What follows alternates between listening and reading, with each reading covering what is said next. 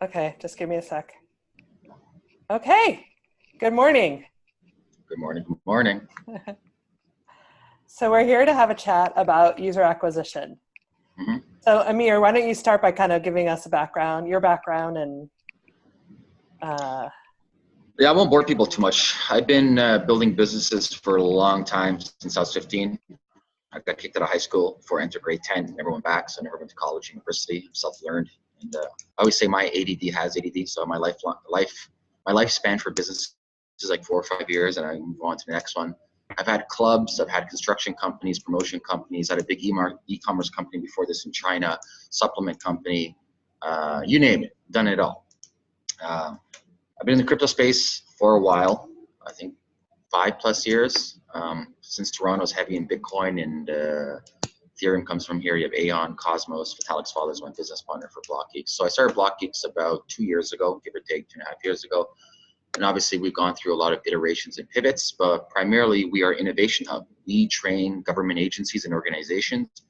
We work with Fortune 500 companies and all the way down to regular developers and non-developers. So we train people in Ethereum full stack, Hyperledger full stack, enterprise business use cases, blockchain law, etc. And we work with really amazing recruitment firms all across the world to get people's jobs in this ecosystem. awesome. So today we're talking about user acquisition. So do you want to kind of talk me through? You already talked through who your target users are, but Yeah. how do you think about user acquisition? Well, I was talking about earlier, I think regardless if you're a DApp that has a token versus no token, the number one problem you need to solve is a pain. And so I think a lot of DApps, that's not fair. I would say a lot of startups. I'm just going to say startups. A lot of startups make a big mistake, and that big mistake is the A word, assumption. They assume they have a solution for a problem. Now I always ask them, like, have you done your due diligence? Have you talked to people? And the test that we do, it's a very simple test anyone can do, is have you pre-sold any of your products or services to your potential clients that you assume has this problem? And most people will tell you no. And so most startups will spend countless, thousands of dollars, and most important, to spend time. So time is a non-renewable resource, but money is a renewable resource. You can obviously raise more or do debt equity, many different ways you can get money. But time is not, and that's big opportunity cost, risk to reward ratio. And so I always tell people, you need to identify key pains, not your assumption. Forget your assumptions. Your assumptions are ridiculous. You need to identify key pains in the current climate of the ecosystem you're trying to build. So let's talk about the crypto space right now. It's like, what is the current climate? And obviously this is geographically dependent as well. And then within that current climate, what is the fundamental pains, or pains, plural, that you're trying to solve for your potential user?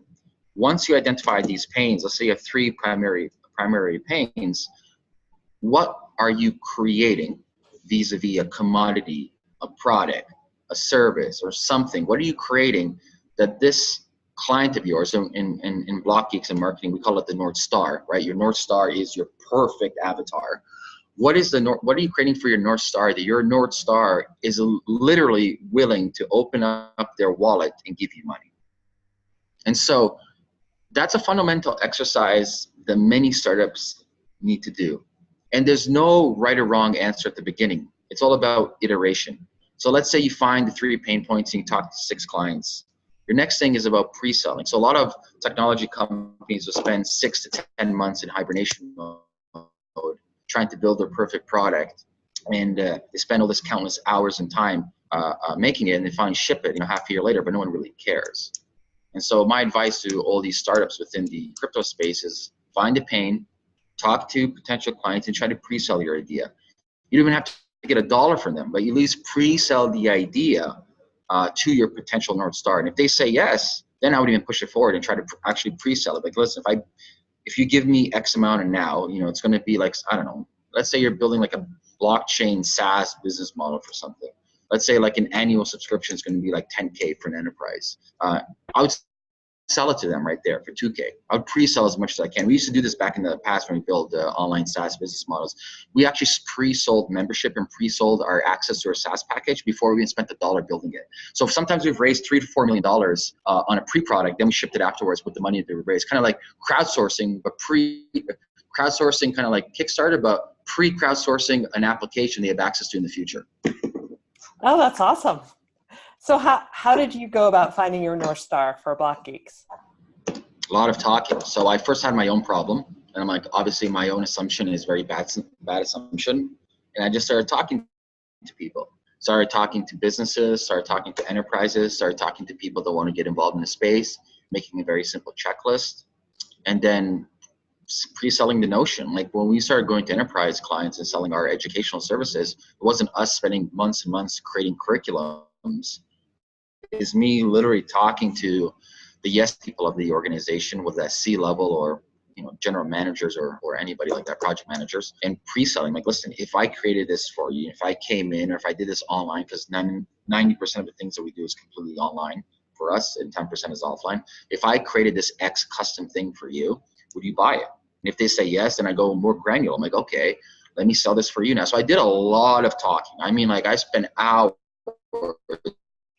and hours and days and weeks just talking and talking and talking and talking and building up a case study to justify the time and resources to build out these products and services for these people.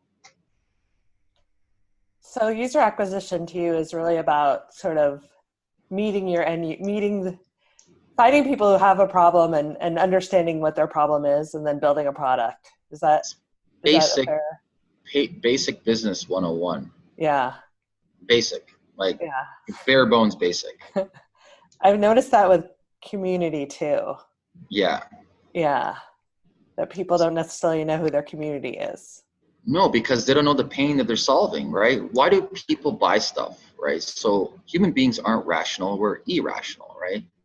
We can get into cognitive sciences, different reasons why human beings behave. And so human beings in their irrational aspect have certain itches and pains they want to solve. At least in the crypto space, the number one pain is people want to get rich, right? The reason why people talk about the ICO utility tokens, give me a break. It takes two to tango. The reason why you even raise money is people want to do arbitrage and flip the coin. Like, just fucking be honest. That's the only reason. Like, why else would I, as an investor, give you $1 million on my hard-earned money to just sit on it for 20 years, or like to say, oh, I want to give $1 million because they can pay back. Yeah. Right. They gave you $1 million because they can flip it and make $4 million in 2 months. Like, it's a no-brainer for them. So it takes two to tango. So the people that buy your token, they're not your clients. They're not whatsoever. So now you have money raised, right? And you're trying to pivot like any startup, like pivot 1 million different times. Slow down.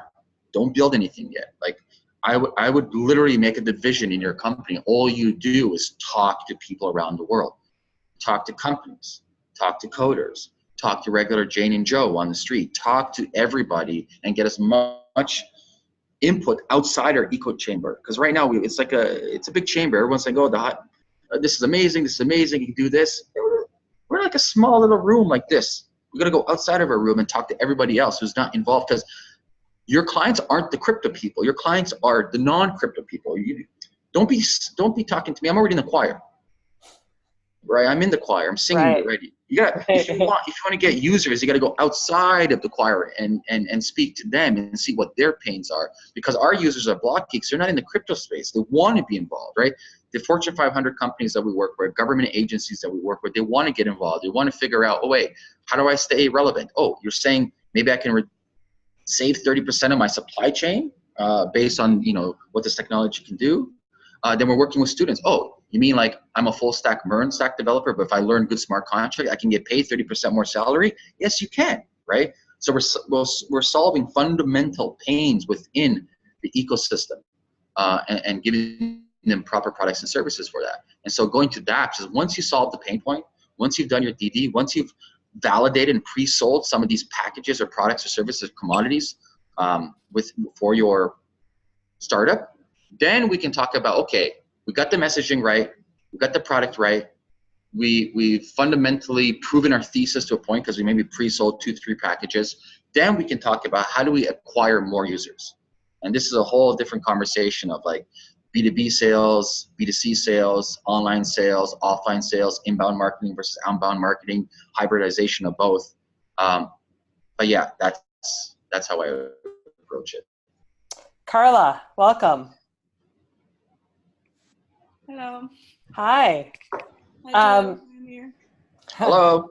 Hello. So, do you want to tell us a little bit about your challenges or the problems that you're looking for? The reason you joined the coffee? It's my first time joining, so I just saw it in the chat and I saw you were organizing, so I was curious to see what this is. But so I can tell you who I am.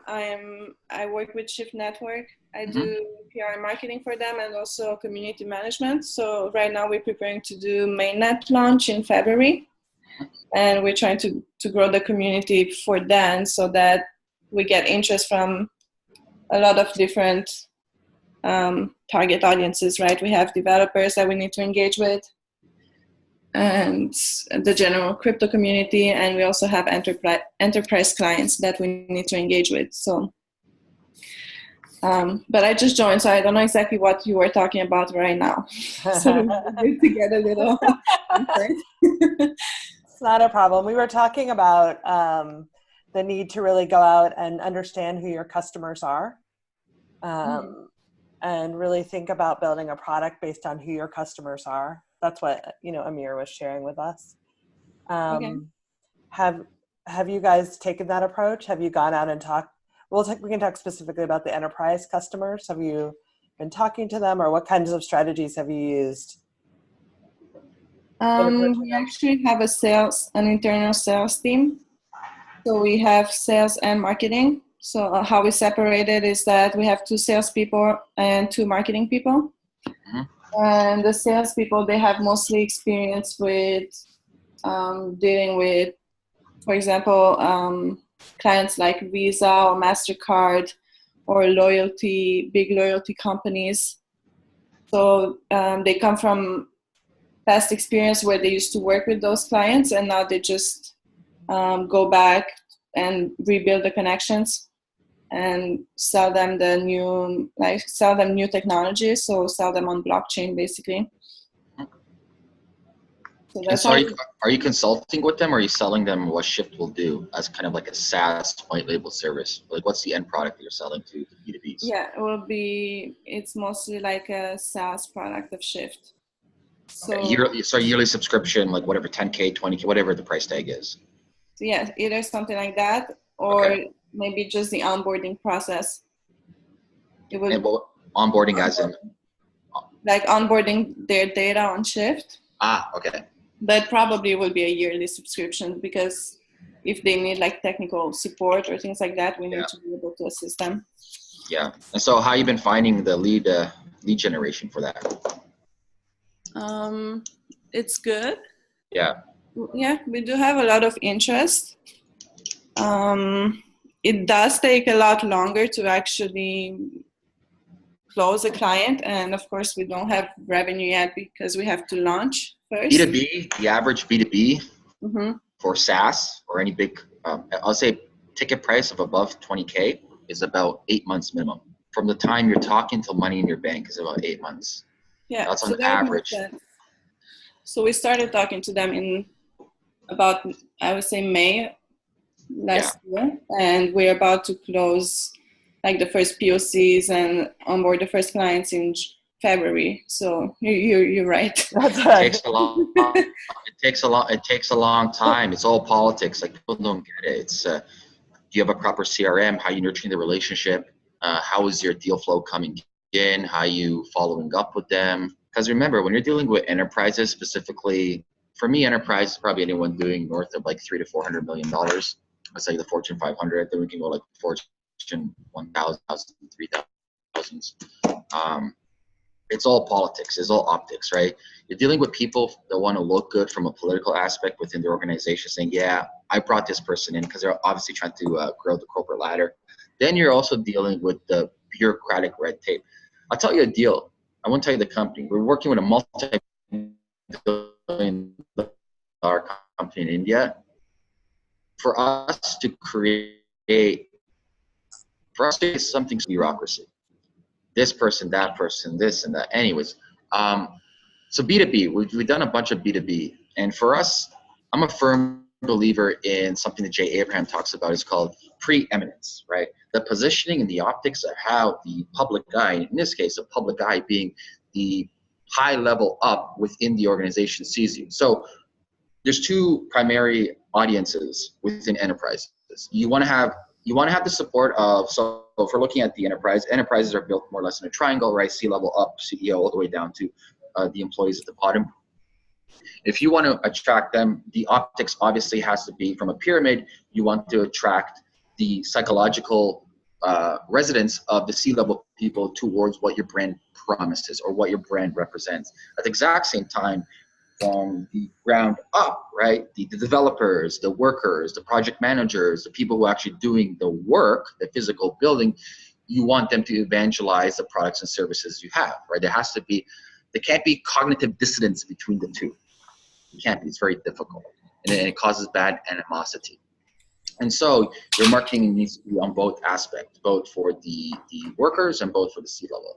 And so and I think Shift is doing a good job of this. The reason I know is Shift's in Toronto and I know so I got inside information. When dealing with any B2B, you always got to ask yourself is a person within this organization has to present your company towards the internal or let's say internal team. And so number one question is like, who are you as a team? How does your website look? So optics is really important, right? Who's your partner is really important.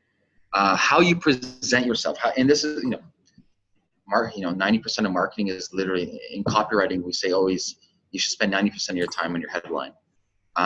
It's all presentation, right? How your website looks, the copy they use, the optics, where you've been featured, who your co-partners are, etc.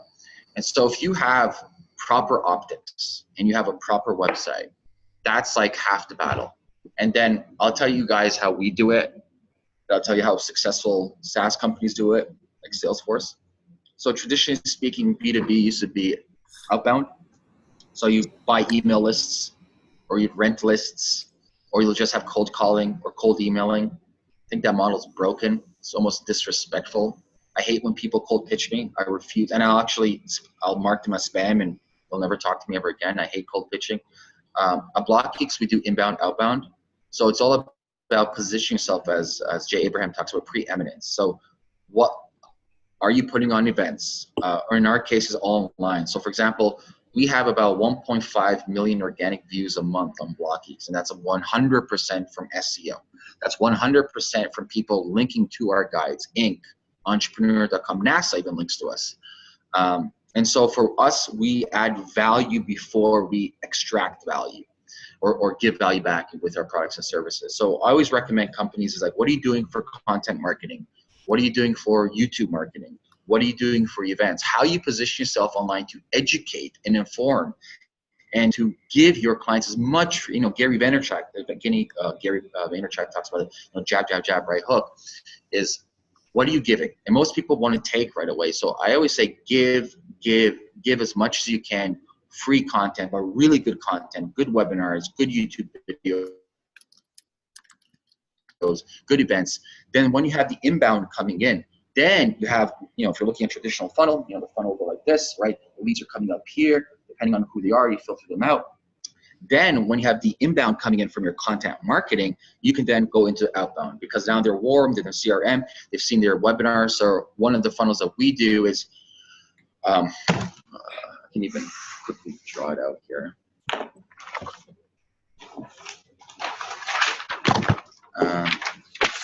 So I don't know if I can, a second. I'll try to do like a. Oh, you can use the whiteboard behind you. There's the whiteboard behind you. Yeah. Or to the side, to your right side.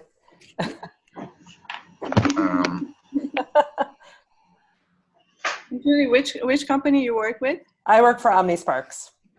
OmniSparks? Yeah, we're a community management platform. Oh, so you're in Canada too. Same working. Actually, we're in Chicago. Oh, okay. Yeah. Are you in Canada? Yes, I'm in Toronto. You're in Toronto. Were you at the conference in Chicago that Tracy organized? Yes. Were Chicago you? Loyalty? No, Yeah. I was supposed to, but it was not a good timing. I was at the Futurist one right before that. Oh, yeah. I was actually, I spoke for a little bit. Yeah. Mhm. None of these markers work. I have another idea. Oh, okay.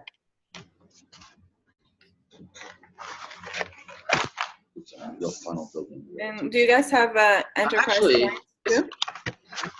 Yeah. So we're actually a product for, we're an enterprise SaaS product as well. you should have. Good. You should be able to share your screen.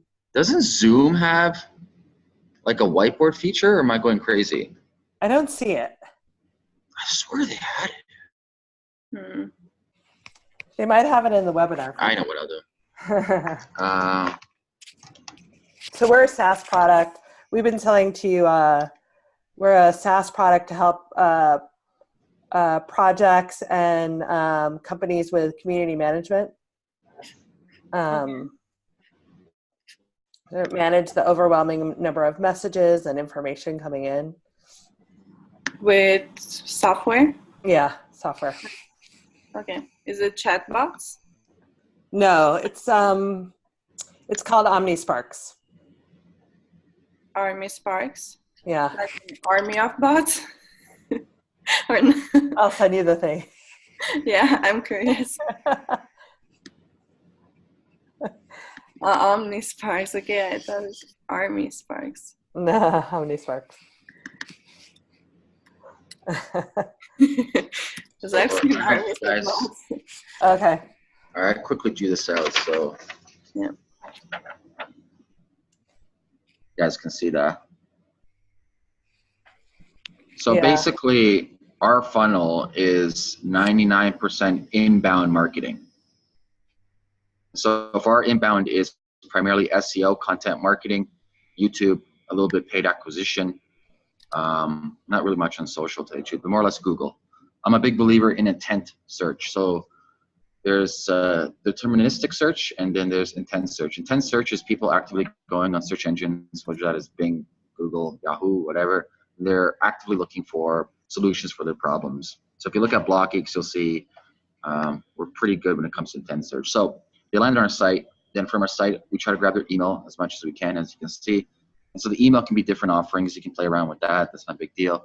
From the email, they go into a funnel that we have into a webinar. You can have a live webinar. You can have an automated webinar. It's up to you. And from the webinar, at the end, they fill out a form. And then the form, they eventually go to a call with one of our representatives. And then from the call, they go into the CRM. And so that's primarily our funnel. And I think this funnel is very scalable. With this funnel, you got to think long-term, right? It's not about like, can I get as many users as possible within day one? It's no, I'm thinking 1 year from now, because, my background is technical SEO as well. So when I built this, I was planning on, I want to build a machine of lead generation, right? So like, look, now you can't do ads on Facebook really for crypto. You can't even do proper retargeting ads on Google. They label you as a crypto company, even though we're not a token, we're affiliated with the crypto network. And so it's really hard to do paid acquisition unless you're doing like banner ads across like different sites, but those aren't the best for us. We have unlimited inbound leads because of our technical SEO. So it's really, really imperative that you as a company figure out how you can create an automatic machine, an automatic system to constantly get inbound leads. And so like, I'll give you an example. We get about 150 to 250 emails a day on our site. So if you do, 2 times 3, that's 6,000 emails a month that we get. And if you can do some basic math, let's say 2% we convert. And one of our average order sizes for our education is about 30 to 50K, depending on that. And so, you can afterwards, once you have your funnel, you can mathematically create an equation to figure out based on percentage models, how much value this funnel is bringing towards you. And so it's like really imperative, regardless of if you're a blockchain SaaS service, regardless if you're a token, is what kind of automatic long-term lead generation funnels are you building? Because if you're only relying on paid traffic, you're going to get squashed. If I'm only relying on SEO, I'm going to get squashed. So at the end of the day, it's a hybridization of all these different things, but more or less, above all, what matters is the content that you're putting out, whether it's Google, like for example, our guides that we put out, or whether it's YouTube video content that you can put on different social networks. For me, I'm a big proponent of YouTube and Google because that's intent search. You need to really hone in on all these different platforms and to position yourself as you are the best solution for your client's problem you're solving. Because remember what I said at the beginning, your client will take your material, bring it back to the boardroom, bring it back to their representatives and their associates, and they need to sell them on you, right? So that's kind of my advice when it comes to kind of funnel building. You can replicate and duplicate this in any niche and industry around the world. So to change subjects a little bit, because I think a lot of the projects on community managers are looking at acquiring developers or kind of building. So do you look at that differently, or would you look at that a little differently? Would you just change the content? How to recruit developers for your project? We work with teams, so we help teams recruit developers. We look at their documentations, SDKs, etc., and we build out curriculum. So we worked with RSK, Aon, Cosmos, etc., and we help them onboard developers. But at the end of the day, remember, you're dealing with FOMO with developers too. You're dealing with monkey see, monkey do. And so, you have Ethereum right now in the blockchain space that has the majority of developers. Who knows if they'll keep them, but more or less they have the head start. They have the mental real estate, as I like to call it, and they have the brand recognition with developers. And they have the tools. So many ridiculous tools out there to build on the Ethereum ecosystem. And a lot of educator providers, like we probably train 400 or 500 devs a month when it comes to Ethereum, because people want to build on it. That being said, it's not a money thing.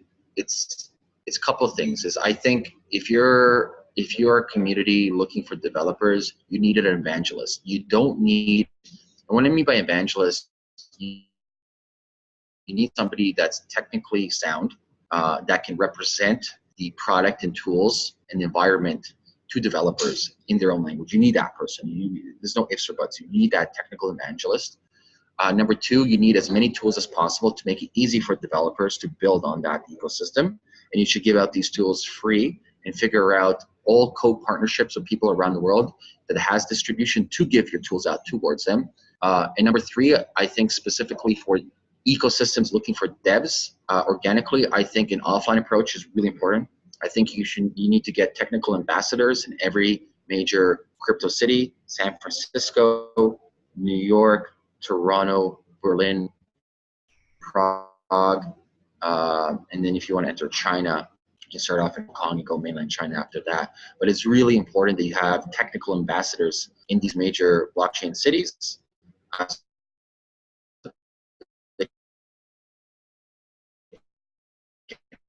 Have monthly events or the tool they have. It's on nobody to help your ecosystem. Okay, this has been great. Carla, do you have any other questions or thoughts or? No, this is really good. It really was helpful for the enterprise one. We will start to, I think we do need to start creating more content that we can give away, or like educational content. We don't have that yet too much.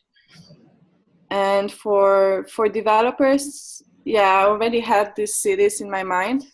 So I already was planning to kind of launch into the major cities and try to do hackathons. So that was my plan, to get developers, but I don't think we have enough free tools yet. So it's a tools. Tools are super important. I can't stress that enough. So for that, we were actually gonna reach out to you, Amir, and see what you can. Perfect, Amir. There we go. So there you go. Lead generation. Free webinars, just like we talked about. Free webinars. Webinars are great. More the merrier. Yeah. Okay. So we were thinking to work with someone who actually can help us to build, the educational content and the tools like videos. We do have technical team, but we just need to guide them to, to do, for example, Shift 101, but in the right, like place everyone's knowledge in the right position and do the right The review. problem with a lot of these SDKs and documents, Uh-huh. the blockchain companies are very scattered, and there's a lot Yes. to take in. And you as a developer, right, you only have finite time because obviously you're working full time or working for yourself, so you're not spending 24/7 educating yourself. So it's like out of all the docs you have, it's like how do we distill and dilute the most important informations of your doc, and then how do we connect that to the easiest and efficient tools that you have, so we can onboard people as fast as possible. Mm-hmm. Okay. So it's like content, just like you were describing, but content for developers. Yeah, pretty much. Yeah. So understanding what your user, whoever that user might be, needs. Listen, at the end of the day, people don't have time. People are busy people. We're getting busier as a society. And so the easier you can make things, the more streamlined you can make things, and the more value you can add to your clients or potential clients, the better you are off. I would highly recommend, if you guys have time, read Anything and Everything by Jay Abraham. There's a really, really good book. One of I consider my top 5 favorite business books of all time is Jay Abraham, Get Everything What You Want. It's a big white book. Get on Amazon. But anything by Jay Abraham is like fundamental reading when it comes to like positioning yourself as a company. Awesome. Thank you. Yeah, my pleasure. Any other questions? No, that's all for me. I think this has been great. So I'll save the recording and put it up for the rest of the people. Thanks for taking the time, Amir. It was great. Thanks for setting this up. This was fun. All right. Talk to everybody soon. Yeah, cheers. Bye.